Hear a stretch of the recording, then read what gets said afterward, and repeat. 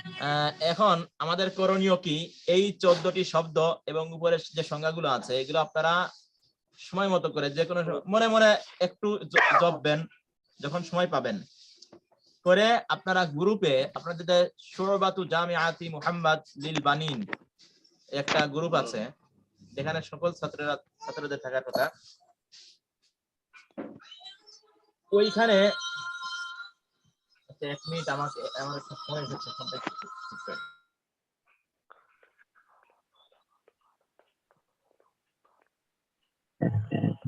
ফালু ফালা ফালু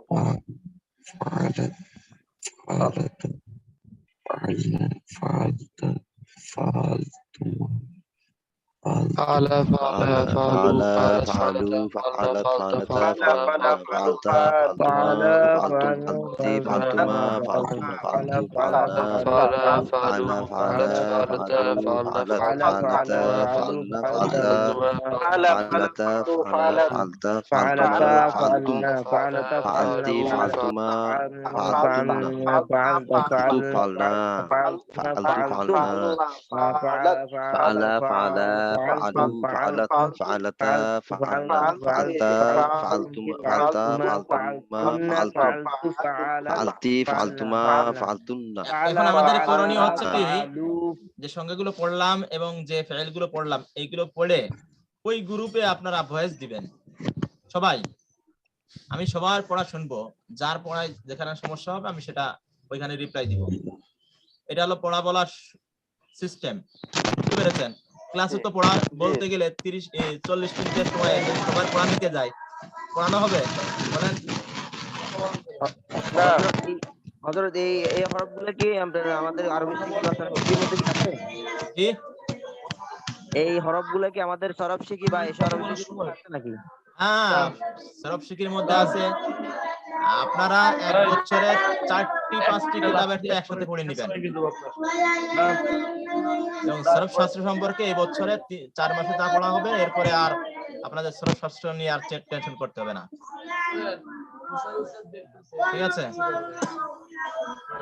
ক্লাসের টাইম আর 3 মিনিট আছে। কারোর যদি কোনো প্রশ্ন থাকে বলতে পারেন। তো এই 14টা শব্দই মুখস্থ করে ভয়েস দিব? হ্যাঁ, এই 14টি শব্দ মুখস্থ করে একসাথে ভয়েস দিবেন।